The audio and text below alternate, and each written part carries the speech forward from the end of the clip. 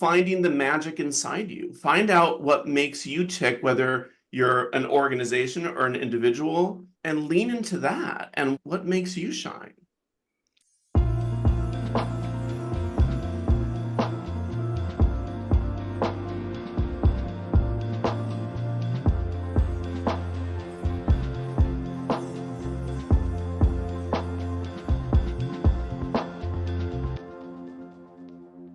Hello and welcome back to the Amanda Kaufman Show. I am so excited to continue our segment on coaches that don't suck. And to continue this conversation, I have my friend Jason Lorber here. And dude, we've known each other for several years, and we were just reminiscing about connecting for the very first time. And you've come a long way with your business and everything. Why don't you take 30 seconds and share with us about Aplomb Consulting and what is it that you do these days? Sure. So Aplomb Consulting, we facilitate change with the underlying premise that everyone has a magic inside them and no one likes being told what to do. Oh my gosh, I love that. That's just genius. And you're making me think about our very first calls and interactions. And yeah, everyone does have a magic inside them. And of course, people don't want to be told what to do. I think my average listener is either an entrepreneur or an aspiring entrepreneur. And I like to remind them very often is, hey, you chose this path for a reason. Like you didn't want to go somewhere else. So talk to me a little bit about your journey. You mentioned that coaching is something that you do in your business. You also do consulting. How did you come about doing this with your business full time? I started my business right out of business school, and I was going into organizations as an expert, and I was telling them how to do things. And lo and behold, they're like, "This is awesome, thank you," and then they didn't do it. Oh, And that was my experience with consulting as well. It was just like, that looks really shiny. Good job, pat on the head. And they didn't do it right. sometimes. A lot of the time, they didn't do it. And so then I took a break. I served in the legislature. I was in the House of Representatives in Vermont. Oh, wow. And then after 8 years, I decided to go back to business. And as I entered back into my business, I want to make a difference. Mm. And so I started looking into different models of meeting folks where they are, whether they're leaders, individuals, rising stars, or organizations, and saying, what is it that you need? And rather than me coming up with the answers, to say, what is it that your organization wants to do? Or what is it that you want to do? And so my job is to help leaders empower their teams. And the tools I use are strategic planning, team building, executive coaching, and mediation. Oh, And so goodness. You've got quite the tool belt. You're like Batman. yes, where's my cape? And yeah, so it just depends what people need at the time. And I do remember though, when I first started the coaching aspect of it, because I knew a lot about businesses and organizations and people, but I was very nervous about coaching. We can never be experts. Simon Sinek says anyone who calls themselves an expert is a fraud because we can always get better, right? It's so true. I think that breaking up with a rival and instead falling in love with mastery and optimization has been for sure one of my most transformative personal mindset shifts. And it's so funny you said don't call yourself an expert. Definitely one of my programs is called the Experts Network. Moving forward, I really love how you have identified something really important that, and I'm not sure that everybody really understands that this can be a success pathway, is you were really clear about the problem of appropriate magnitude. Around here, we call that a PAM, the problem of appropriate magnitude that you wanted to solve. It wasn't about Jason, the coach, and Jason becoming the coach. It was more about here's a population that's suffering and is willing to part ways with money to solve it. Who must I become? And then allowing yourself to become a mediator, become a coach, become like whatever you needed to become in order to solve like the PAM, to solve the problem of appropriate magnitude. And yeah, that's awesome. Did you get specific advice to do it that way, or was that an intuitive hit that you should do it that way? Like how did you come to arrive at that? It's interesting. I want to say that it's intuitive, and it was intuitive, but it was more intuitive for my clients because Oh, they would say, "Hey, could you do this work?" I remember when I did my first mediation, I'm like, I'm not a mediator. Again, that's a label, that's a oh, name that, you yes. know, but I'm like, but I can facilitate a conversation. And I was doing that, and I helped people through a very difficult conflict. Again, not by prescribing solutions. I'm like, this is up to you. And then after we completed that, I turned to my mediator friends and I said, so what did I do that's different than mediation? And they said, Jason, that is a mediation. You're a mediator. I'm like, I am? Oh, okay. You're like an And accidental tennis player. I love it. and yeah, and I've had clients come to me and just sense that I'm having difficult with some folks in this one department. They're just not getting along. Could you do some team building? And I said, I've never done something like that. But then I did it and it worked. And then I started telling people, oh, I could do this other thing. That's And so it good. kept working. I really love this, and thank you for recounting your story because I know that when I was starting out for sure, and I hear this a lot, there's this expectation that we're supposed to just have this super linear, laid out, absolutely clarified 5, 10, 20 year plan. And I've just never really, I know the broad strokes in my Yeah. own life of where I want to be in 20 years in the sense of the fulfillment I'd like to have, some of the accomplishments I'd like to have. But insofar as like fitting everything onto this perfect little Gantt chart of clarity in Yeah. advance, definitely not. That has never ever been my experience. I tend to live in like a 90-day year mode. And as long But as the broad that's strokes are there, we're good. yeah, and that's great to have that plan. And just I work with organizations to create strategic plans. So you create the plan as soon as it's done, something changes. There's a 1000%. competitor, there's COVID, there things change. And but what you've done is you started thinking strategically. You've got your Gantt chart, they've got their strategic plan. And now we're going to just go with it. And oh, a client just asked me to do this thing I've never done before. Yes, I'm going to do that. I'm going to be upfront and say, just so you know, I haven't done this, but I can give it a try if that's Well, what and you what's want. cool is like you took it's I the term that's coming into my head is success adjacency. So you had success and you were in success, and then they were like, what else could you do? Because That's you were right. already in service and they're like, this looks a little like that. Do you think you could do that? That's what I'm hearing a lot of your business building was around. Yeah, and I love the book Good to Great by Jim Collins. And he That's does all this research looking at what separates the great companies from the good companies. And one of the theories that he had, and maybe it was that book, maybe it was Great by Choice. Read all of his books, Jim Collins. And one of the things that he was expecting to see was with the great companies that they would have had a plan of these are our stretch goals. And this is because he talks about big, hairy, audacious goals. He coined that term.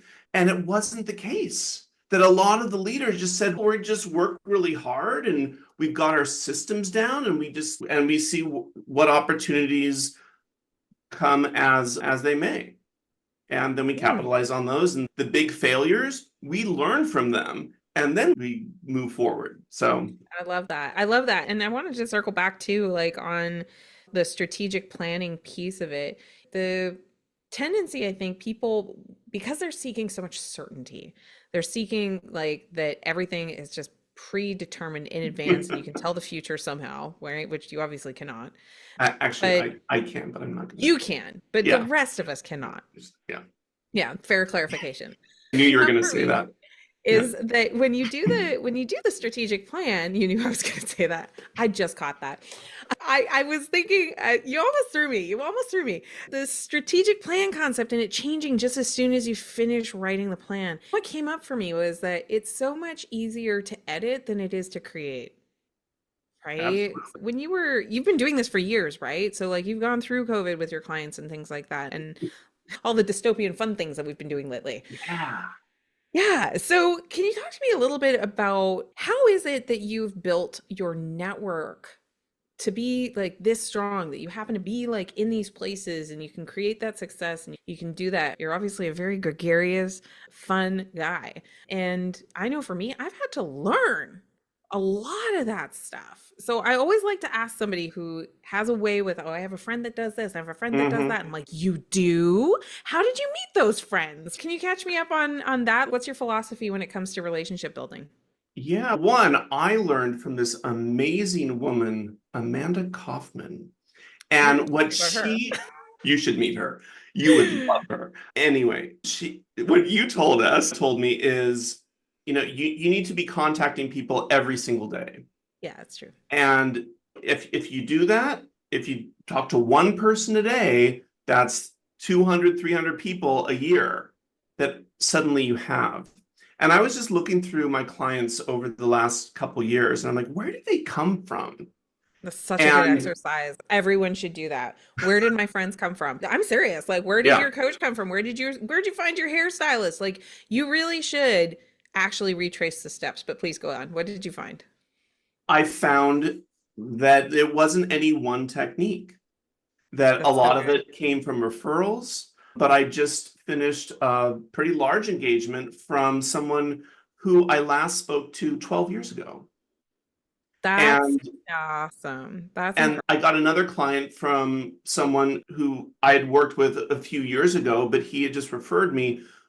And I happened to engage him. So I also do stand-up comedy. And so sometimes I'll email my friends and my colleagues and I'll say, hey, I've got the show coming up. And so it's, oh, Jason, yeah, I'm not going to your show, but I might have a client for you. That's And so good. Like, I think sometimes we think, oh, I have to be so buttoned up and top of mind in a professional way. And I'm like, oh I my like that goodness. voice. But it's true, right? We kind of Yeah. channel this person that we would hate to hang out with. And we're like, you know what I'm going to do when I build relationships? I'm going to be that. And it is a funny thing that we do because I think it's hard sometimes to get vulnerable and show people who we really are and admit that I do have outside interests. And that's what we're there for as coaches, for people to transform into whoever they are and whoever they need to be and want to be. And Mm, so we're trusting them. We're not telling them what to do. If a client comes to me for advice, I'll say, "What do you think?" that's And always where I start. Is I'm like, so what did you figure out so right. far? And Yeah. because I find like 9 times out of 10, they're not going to listen to me. So I'll say, okay, I will answer your question. I'm not ducking it, but tell me, what are your options right now? What are you thinking of moving forward? And 9 times out of 10, they get there and they're like, they don't really care what I have to say because they I think figured it that's out so true. themselves. That's And so so true. we're telling our clients to do that. We need to tell ourselves that, hey, I'm doing my thing. And that's why I'm talking about finding the magic inside you. Find out what makes you tick, whether you're an organization or an individual, and lean into that and what makes you shine. That's so good. I think especially in a social media preoccupied kind of a world, it's Ugh. so easy to slip into the comparison trap. And I've got two minds on comparison, and I actually really love your perspective on this one. That saying comparison is the thief of joy. I'm like, does that make me some kind of an anti-hero? Because I compared myself like crazy to people that I admired. Yeah. And I would admire the way somebody did a speaking engagement, or I'd admire the questions somebody had asked, or I was just admiring how you have this vibiness that I really love. And I think, yeah, what's your take on that? Is comparison the thief of joy, or can it actually help you not suck? So I play tennis and I usually play with other guys. And guys are men suck. But guys are they're just competitive. Unless they're coaches, because coaches don't suck. Coach is awesome. Coaches are awesome. Um, and I'm competitive, but when I'm playing tennis with a friend and I hit a winner, I want him to say, "Great shot." And that's what I try to cultivate in myself. Is if my opponent hits a great shot, I genuinely are like, wow, that was amazing. Now, when I screw up, when I hit the ball out, I'm like, oh. Okay, so then I'm hard on myself. But what I don't like is when my opponent, if I hit a good shot and they say, you suck. I'm like, clearly you're Mm, wrong because I just won the point. Uh, but also be competitive with yourself, not with someone else. so good. So good. Yeah, I love that. I think admiration is really powerful, but I love that distinction of just, yeah, but be your cheerleader too.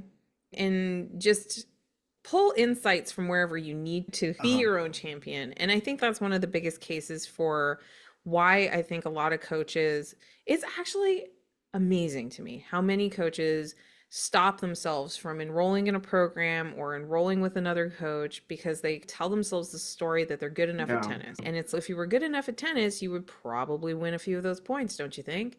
And if you're not winning the points, it doesn't mean that you at a base soul level suck. It means that you probably need some training and maybe some coaching and maybe some different perspective about how you're approaching the metaphorical game, Yeah. right?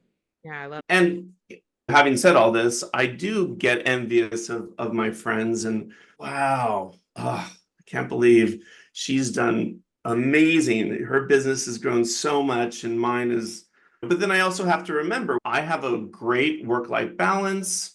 I'm married to the same man for 25 years. We have an Nice. 18-year-old son. I've invested a lot of my time in other things, and I served in the legislature. I'm a stand-up comedian. I opened for Joan Rivers. These are like amazing things for to me. And so I'm like, but my business, I want my business to business is doing well, but I always want more.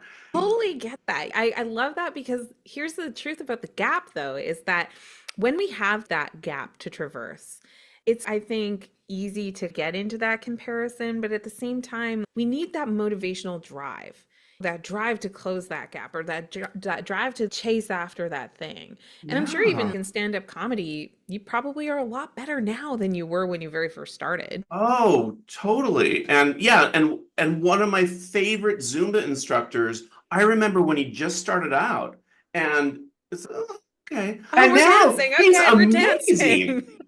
He's amazing. It's that 10,000 hour rule. You need to put in the time and you'll get better. And by the way, that is a reference to the book, I believe, Outliers by Malcolm Gladwell, right? Yeah, 10,000 yeah, Hour yeah, Rule. yeah. Yeah. So my show notes are going to be so fun. It's going to be full of lots of little books. Oh, and all these books that people can read. Yes. Podcast. Yeah, definitely draw your inspiration from wherever you can. I'm glad you brought up and touched on life balance. I think one of the stories that I hear a lot of coaches that are struggling to attract those clients or they're struggling with the perception that their business isn't growing fast enough or maybe the reality that it's not growing fast enough. Right. What would you say are like three things that help a coach not to suck? Be clear about what you want out of this. Why are you doing this work? If it's just to make money, you're not going to be very successful. But if it's to help other people out, then you're on the right track.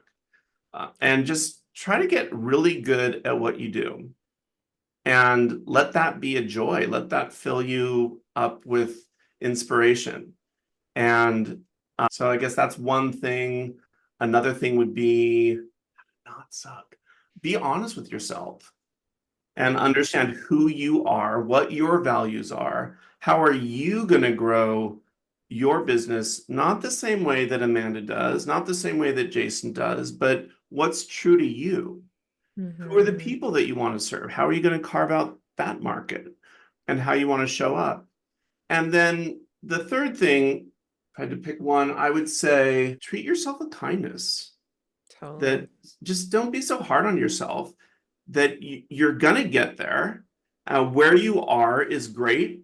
Think about how far you had to come to where you are now, and you're just going to keep going. Yeah, gotta honor that journey. Jason, this has been just such a joy, and I know people are gonna want to follow you. So, what's the best way to do that? Sure. My website is aplomb.com, aplomb.com. And you can find me on LinkedIn and look me up.